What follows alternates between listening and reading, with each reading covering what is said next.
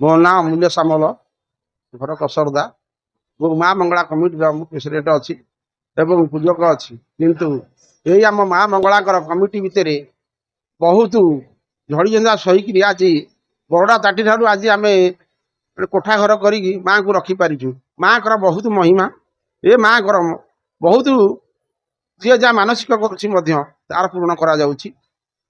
ଏଥିପାଇଁ ଆମ୍ଭେମାନେ ଗ୍ରାମବାସୀ ଏବଂ ଆମର ଯେଉଁ କର୍ମକର୍ତ୍ତା ଏବଂ ଯେଉଁମାନେ କମିଟିର ମେମ୍ବର ଅଛନ୍ତି ସମସ୍ତେ ସହଯୋଗ କରି ମାଆଙ୍କର କାର୍ଯ୍ୟକୁ ବହୁ ଆନନ୍ଦରେ ଆମେ ଉପଭୋଗ କରୁଛୁ।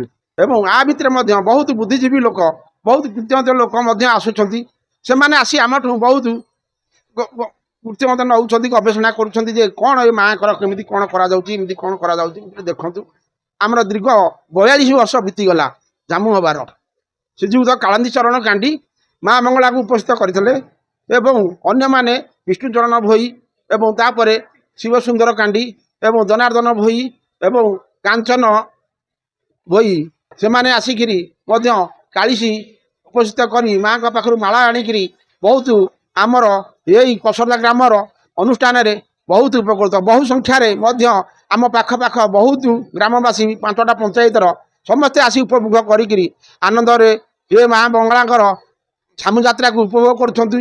ଏବଂ ତା ମଧ୍ୟରେ ବହୁତ ଆମେମାନେ ସେଥିପାଇଁ ଚାନ୍ଦା ଯାହା ଯିଏ କରୁଛି ମଧ୍ୟ କରୁଛୁ। ଆମେ ଚାହୁଁଛୁ ଯେ ସରକାରଙ୍କର ଅନୁଦାନ କିଛି ହେଲେ ଆମେ ଗୋଟେ ମନ୍ଦିର କରିବା ପାଇଁ ଚେଷ୍ଟା ଚଲେଇଛୁ। ସେଥିପାଇଁ ଆମର ବହୁତ କୃତଜ୍ଞତା ଅଛି ଏବଂ ଆମମାନଙ୍କର ବହୁତ ୟା ଭିତରେ ଯେଉଁମାନେ ଅଛନ୍ତି ଆମର ମେମ୍ବର ମାନେ ସେମାନେ ମଧ୍ୟ ମନ ସମିତିରେ ମୋତେ ମାନେ ସହଯୋଗ କରୁଛନ୍ତି। ମାଆଙ୍କର କାର୍ଯ୍ୟ ଭଲ ମନ୍ଦ ଯାହା ଯେତେବେଳେ ହେଉଛି ସେମାନେ ମଧ୍ୟ ଦାୟିତ୍ୱ ନେଇକିରି ବହୁତ ଉପସ୍ଥିତିରେ ସେମାନେ ଆସିକିରି ସହଯୋଗ କରିକିରି ଆମମାନଙ୍କୁ ବି ଉତ୍ସାହିତ କରୁଛନ୍ତି, ମାଆଙ୍କୁ ମଧ୍ୟ ଉତ୍ସାହିତ କରୁଛନ୍ତି। ଆଜି ଅସୁବିଧା ସୁବିଧାରେ ମାଆଙ୍କ ପାଖେ ମଧ୍ୟ ସେମାନେ ଠିଆ ହେଉଛନ୍ତି।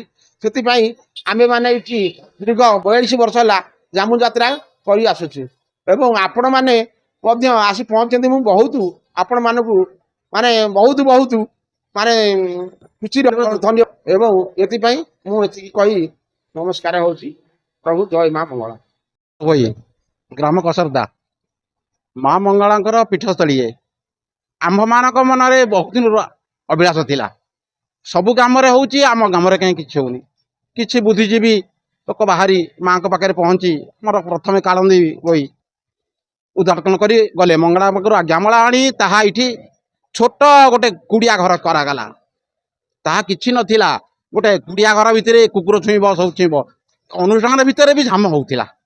ଦୀର୍ଘ ବହୁ କଷ୍ଟ ଧରିକି ମାଆଙ୍କର କୃପା ସିଏ, ଆମମାନେ କିଛି କରୁନି। ଯାହାଙ୍କର କରୁଣା ହବ ତାହା କରୁଣାରେ ସବୁ କିଛି ଜିନିଷ ହବ।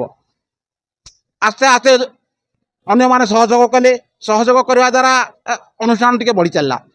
କ'ଣ କରାଯିବ ଆମ ଭିତରେ ବିଚାର କରାଗଲା। ମାଆଙ୍କର କ'ଣ କୁକୁର ଛୁଇଁଥିବେ, ମାଗି ଯାଚିକି କିଛି କରିକି ଗୋଟେ ଛାତ ଘର ଏଠି ମାଆଙ୍କ ପାଇଁ କରାଗଲା। ଏଇ ଛାତ ଘର ଭିତରେ ସଂକୀର୍ଣ୍ଣ ହେଉଛି। ଆମମାନଙ୍କର ଏବେ କଳ୍ପନା ହେଇଛି, ଯଦି କୌଣସି ସରକାର ଫଣ୍ଡ ହଉ, କୌଣସି ଫଣ୍ଡ ହଉ, ଯଦି କିଛି ପଇସା ସହଯୋଗ କରାଯାଏ, ଏଠି ଗୋଟେ ମନ୍ଦିରଟେ କରାଯାଏ, ଆମେ ଭୋଇ ସାହିର ସମସ୍ତ ଭୋଇ ଉପକୃତ ହବୁ। ଏତିକି ହିଁ ମୋର କାମନା, ଆଉ କିଛି ନାହିଁ।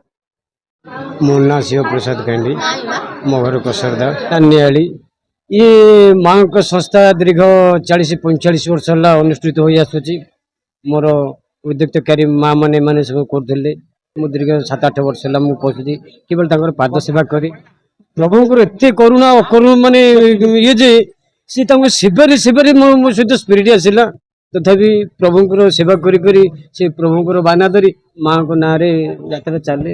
ପ୍ରଭୁ ବହୁତ ପ୍ରଭୁ ଗାଁ ସକାଳୁ ମାଆଙ୍କୁ ସଜବାଜ କରିକିରି ଗାଁ ବୁଲିବାକୁ ଯାଉ। ଗୋଟେ ଟାଇମ୍ ଖୋରାକୁ ଇଏ ପଣା ସକାଳୁ କରୁ, ମାସକ ସାରା କଷ୍ଟ କରୁ।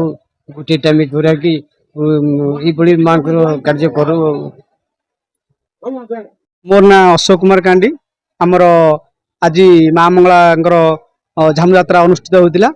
ଆଉ ବହୁତ ଧୁମଧାମରେ ପ୍ରତିବର୍ଷ ବି ହୁଏ। ଆଉ ଏ ବର୍ଷ ମଧ୍ୟ ଭଲ ଧୁମଧାମରେ ହେଲା।